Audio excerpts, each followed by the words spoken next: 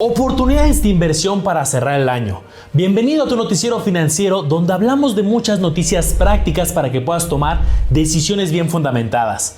Hoy vamos a hablar de fibras, ETFs de energías limpias, invertir en bolsa japonesa, cómo va el desempeño de Apple y muchas opciones de inversión accesibles. Yo soy Manolo, tu anfitrión del Lago de los Business y de esta sección financiera Lago News. Oportunidades de inversión, Apple, fibras, bolsa japonesa, fondos de energías limpias, nuevas empresas en bolsa y más. El colegio electoral da la victoria a Joe Biden. Esto es de mucho interés para los inversionistas, ya que parte de su mensaje político fue postularse para presidente para reconstruir la clase media, pero con estrategias que son de interés para los inversionistas. Primero, inversiones en infraestructura de Estados Unidos, autopistas, carreteras, puentes. También mucho foco a infraestructura que sea resistente a los desastres naturales y combatir el cambio climático. Algo de lo que hablaremos mucho hoy de los fondos de energía limpia es porque también prometió infraestructura energética para una economía 100% limpia. Esto significa que empresas que están relacionadas con esta cadena de suministro de energías limpias pueden tener un respaldo e impulso financiero a raíz de las decisiones del nuevo gobierno. Más de sus propuestas, invertir en sistemas de transporte público ampliados, acelerar la transición a vehículos eléctricos, lanzar nueva generación de tecnologías de camiones, de transporte de aviación que sean bajos en emisiones de carbono. Y como inversionistas, ¿cómo nos podemos beneficiar? Buscando empresas que directamente inviertan en algo relacionado. Si no eres especialista analizando este tipo de empresas aún, recuerda que también existen los ETFs diversificados que se compran a través de las casas de bolsa. Recuerda que hay muchas casas de bolsa reguladas en el país, te dejo en la descripción del video información de varias populares y accesibles de ellas. Pero vamos a ver los ETFs. Primero tenemos el ETF Invesco Solar, que lo podemos encontrar con sus siglas TAN. Este sigue a un índice de 29 empresas relacionadas a la energía solar. Tiene un costo aproximado de 1,915 pesos y lleva un rendimiento acumulado en 2020 de 179.35%. En segundo lugar tenemos iShares Global Clean Energy, que lo puedes encontrar con el ticker ICLN. Son 32 empresas relacionadas a la energía limpia con un costo aproximado de 517 pesos y lleva un rendimiento acumulado en el 2020 de 104.88%. Y aquí vemos otras opciones. Podemos ver el ticker CNRG, Kensho Clean Power ETF. 40 empresas de Estados Unidos relacionadas a la energía limpia con un costo de 1,992 y finalmente First Trust Nasdaq Clean Edge Green Energy Index, que lo encuentras con las siglas QCLN. 45 empresas de Estados Unidos relacionadas a la energía limpia con un rendimiento acumulado de 149.12%. 2020 fue un año de muchas empresas listadas en bolsa. Cada vez están listando nuevas empresas a cotizar en la bolsa de valores y que sean accesibles a todos los inversionistas. Y 2020 fue un año de muchas nuevas empresas en bolsa. ¿Cuántas crees? ¿100? ¿200? ¿1000? Bueno, pues vamos a verlo. En 2019 hubieron 1,340 empresas nuevas listadas en bolsa. En 2020, 1,591, un 18.65 más a pesar del año tan complicado. Y mira la evolución en las diferentes geografías. En Norteamérica 497, Europa, Oriente Medio y África 128, Asia 937 y América Latina 29. Hay que recordar que este proceso se le conoce como una oferta pública inicial y es cuando la empresa pasa de ser privada a pública, las famosas salidas a bolsa, y que para todos los que vivimos en México, primero se listan en bolsas en sus países y luego pueden llegar a las casas de bolsa nacionales por medio del Sistema Internacional de Cotizaciones, por medio del SIC. Y aquí una pregunta interesante. ¿Siempre que una empresa sale a bolsa, le va bien en sus primeros días? Vamos a verlo. No hay una regla en específico y las acciones pueden subir o bajar el día de su operación inicial.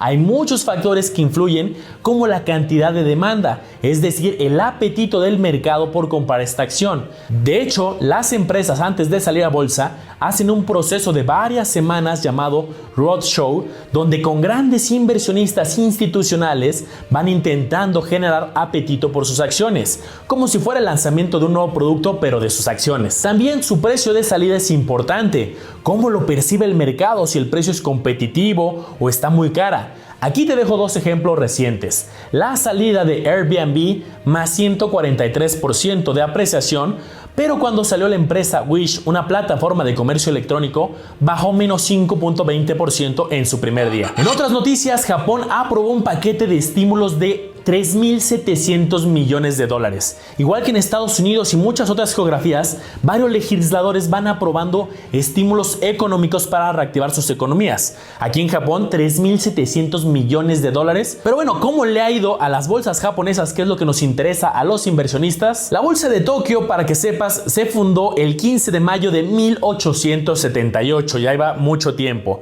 Y sus principales índices bursátiles es Nikkei 225, que son 225 empresas más líquidas de la bolsa de Tokio, Toyota, SoftBank, Sony, y Topix, que son 2181 empresas, incluye varias mencionadas como Toyota, Sony, Mitsubishi, Nintendo, etc. Fíjate el comportamiento de Nikkei que estamos viendo aquí en la gráfica. El comportamiento es algo parecido a lo que pasó con Estados Unidos, una caída muy pronunciada a principios de año y una recuperación gradual y más pronunciada ahora con la llegada de las vacunas. Pero, ¿y cómo invierto desde México? Bueno, nuevamente puede ser por medio de los ETFs. Podemos invertir, por ejemplo, en un portafolio de 389 empresas japonesas de alta liquidez a través del ETF JPXN. Su precio la semana pasada era de 1,390 pesos. Incluye empresas dentro de su top 10, por ejemplo, como SoftBank, como Sony, como Toyota, Nintendo, Mitsubishi, Nippon Telegraph and Telephone Corp. Y aquí estás viendo en pantalla los rendimientos promedio y anuales de este ETF. Como puedes ver, y característico de la bolsa, hay volatilidad. Tenemos años como 2019, 19.36, 2017, 24.01 o negativos como en 2018, menos 13.94. Y ahora, hablando de Nikkei, el martes salió un reporte de Nikkei Asia en el que se comenta que la producción del iPhone va a tener un aumento del 30% en el primer trimestre del 2021. ¿Y qué ha pasado con Apple últimamente? Aquí vemos la evolución del último año. Y al igual que muchas tecnológicas, tuvo un crecimiento muy importante, 75.31% en el acumulado del año, pero en especial de abril al 1 de septiembre tuvo su punto máximo. En estos últimos meses ha mantenido cierta volatilidad. Apple ha pagado dividendos por acción de $2.6 por cada una y tiene un dividend yield, que ya te he platicado, de 0.63%. Esto es característico de las empresas de tecnología. O no pagan dividendo o es muy bajo, ya que su principal potencial es por la ganancia de capital. Otro dato importante es que Apple es una empresa enorme. El tamaño de la empresa en la bolsa se mide por la capitalización bursátil. Es decir, si tú multiplicas el número de acciones por el precio, Apple es más o menos 3 veces el tamaño de Facebook. Y entonces su capitalización bursátil la hace la empresa de mayor tamaño bursátil dentro del S&P 500 y de Estados Unidos. Pero ¿cómo va Apple en general? Estamos viendo aquí un gráfico con las ventas y también con las utilidades. Las ventas son las barras grises. Tiene una tendencia al alza desde el 2011 y con el corte de los últimos 12 meses, sus ventas alcanzaron los 274,000 millones de dólares. Ahora estamos viendo también la utilidad neta, que es la línea roja. Si bien ha tenido una tendencia histórica, no se ha recuperado de la utilidad del 2018, que fue el año con mayor utilidad comparado con los últimos 12 meses que tenemos disponibles. ¿Cómo podemos invertir en bienes raíces? Si has participado en la Semana del Inversionista que organizo seguido, estarás familiarizado con este diagrama que hice para la edición pasada acerca de cómo invertir en bajo costo en bienes raíces por medio de la bolsa. Vamos a hablar de las FIBRAs, que son fideicomisos de inversión, pero que están especializados en invertir en bienes raíces. Estos pueden estar respaldados con edificios de oficinas, departamentos, centros comerciales, hoteles, naves industriales. Destacan en el mercado bursátil mexicano estas 16 fibras que tienen operaciones en diferentes sectores. Por normativa, las fibras reparten el 95% de sus utilidades a los inversionistas. Por lo tanto, invertir en fibras es similar a recibir rentas porque van a repartir justamente estas utilidades. Si tú estás empezando, también puedes invertir en un ETF que replica el índice S&P, Bolsa Mexicana de Valores, Fibras. Este ETF es un portafolio de las 10 fibras de mayor tamaño y liquidez. Como puedes ver en los resultados del índice de fibras, hay años muy buenos con rendimientos atípicamente altos, como el 2019, 2014 o 2012, pero estos instrumentos al cotizar en bolsa también pueden tener volatilidad. En lo personal yo me fijo más en la parte de rendimiento total más que en el rendimiento del precio, porque una buena parte de esta ganancia también proviene por la parte de dividendos. Claro, también puedes invertir directamente en alguna de las fibras de tu elección. Por ejemplo, aquí estamos viendo el caso de Funo, que si bien ha comenzado a tener recuperación, aún no en los niveles que tenía a inicio de año. Aquí otro caso, Fibra Monterrey, que aquí vemos una recuperación un poco más marcada. Quien lo compró barato tendrá acceso a estas rentas y adquiridas a descuento, como suele pasar en la bolsa de valores, que hay ciertas oportunidades. Cambios al salario mínimo. La Comisión Nacional de los Salarios Mínimos aprobó un incremento al salario mínimo del 15% para el próximo año. En la zona de la frontera al norte de México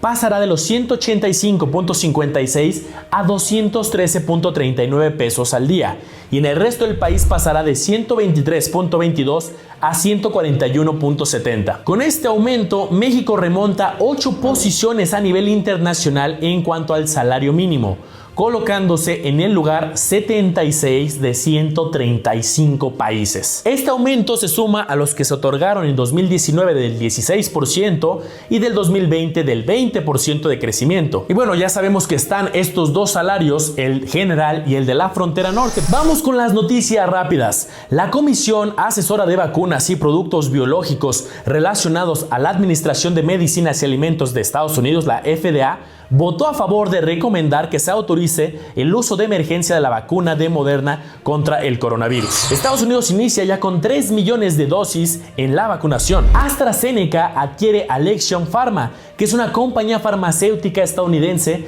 especializada en desarrollar tratamientos para enfermedades poco comunes, por $39 mil millones. De corazón espero que este nuevo noticiero, que fue un piloto ya de 5 episodios todos los lunes, te haya gustado. Después de leer los comentarios, he decidido que este noticiero ha llegado para quedarse. Nos vemos en 2021 con más Lago News y vamos por un buen año 2021. Cuentas conmigo para lo que necesites. Manolo, mucha información de Lago News, pero yo voy todo a Nio. Aquí te voy a dejar otros videos para que continúes con tu aprendizaje. Mucho éxito.